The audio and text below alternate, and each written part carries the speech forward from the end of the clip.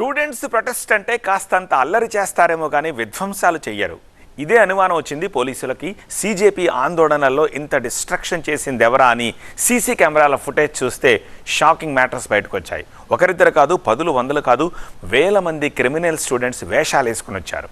Wow, భలే దొరికారా criminals అంతా ఒకే చోట అనుకుంటూ యాక్షన్లోకి దిగిపోయారు పోలీసులు. అంతేకాదు, ఆందోళనకారులకు 4 పూటలా భోజనాలు పెట్టి రాత్రికి రాత్రే హీరో అయిపోయిన మహమ్మద్ జునైద్ సంగతి ఏంటో కూడా తెలుస్తున్నారు పోలీసులు. ఢిల్లీ జంతర్ మంతర్ దగ్గర ఆందోళనలే కాదు, భారీ విధ్వంసం కూడా జరిగింది.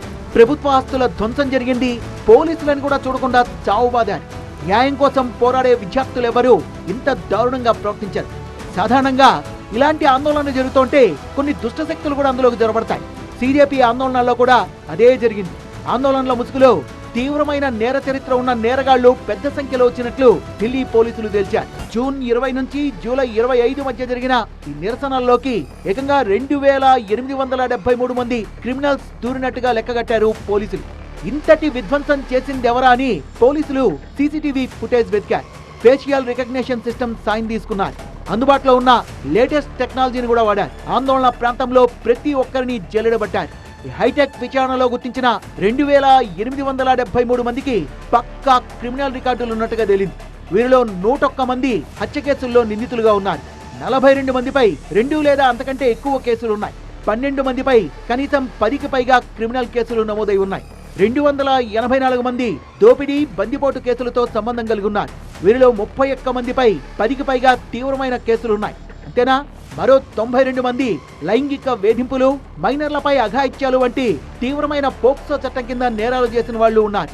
ఆయుధ చట్టాన్ని ఉల్లంఘించినందుకు గాను 229 మంది, ఎన్డీపీఎస్ చట్టం కింద డ్రగ్స్ కేసులను ఎదుర్కొంటున్న 67 మంది, కిడ్నాప్ కేసుల్లో నిందితులుగా ఉన్న మరో 19 మందిని పోలీసులు గుర్తించారు.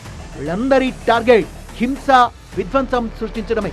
డ్యూటీలో ఉన్న భద్రతా సిబ్బందిపై ఉద్దేశపూర్వకంగా దాడులు చేసినట్లు ఇంటెలిజెన్స్ వర్గాలు పక్కాగా గుర్తించాయి.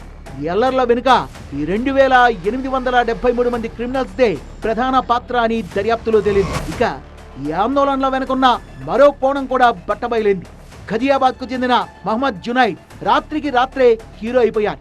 జంతర్ మంతర్ నిరసన ప్రాంతంలో దాదాపు 35 రోజులకు పైగా ఆందోళనకారులకు ఉచితంగా భోజనం, స్నాక్స్, మంచినీళ్ల బాటిల్లో అందించారు మహమ్మద్ జునైద్. రోజుకు 3 పూటలా కాదు, 4 పూటలా ఉచితంగా ఆహారాన్ని పంచారు. రోజుకు కనీసం 10,000 మందికి ఫుడ్ సప్లై చేశాడు. తను లా గ్రాడ్యుయేట్ నని, సోషల్ వర్కర్ అని చెప్పుకుంటున్న ఈ మహమ్మద్ జునైద్ డబ్బున్న వ్యక్తి ఏం కాదు. ఢిల్లీలో సాధారణ మొబైల్ రిపేర్ షాప్ మాత్రమే ఉంది ఇతనికి. కానీ రోజుకు 4 పూటల అంత భారీ జనసమూహానికి రోజుల తరబడి అతను ఆహారాన్ని ఎలా అందించగలిగాడు? అంత డబ్బు ఎక్కడి నుంచి వచ్చింది అనే కోణంలో ఉత్తరప్రదేశ్ పోలీసులు ఆరాధించారు. విచారణలో మరిన్ని షాకింగ్ నిజాలు వెలుగులోకి వచ్చాయి. మహమ్మద్ జునైద్ సరఫరా చేసిన భోజనం ఖర్చులకు సంబంధించి కేవలం స్థానికంగానే కాకుండా బంగ్లాదేశ్, నేపాల్, ఖతార్, దుబాయ్ వంటి విదేశాల నుంచి హవాలా, ఇతర అనుమానాస్పద మార్గాల ద్వారా భారీగా డబ్బులొచ్చినట్టు పోలీసులు అనుమానిస్తున్నారు. ఏదేమైనా నిరసనల ముసుగులో శాంతి భద్రతలకు భంగం కలిగించేందుకు, హింసను ప్రేరేపించేందుకు పనిన ఈ భారీ కుట్రపై ప్రస్తుతం భద్రతా బలగాలు మరింత లోతుగా దర్యాప్తు జరుపుతున్నాయి.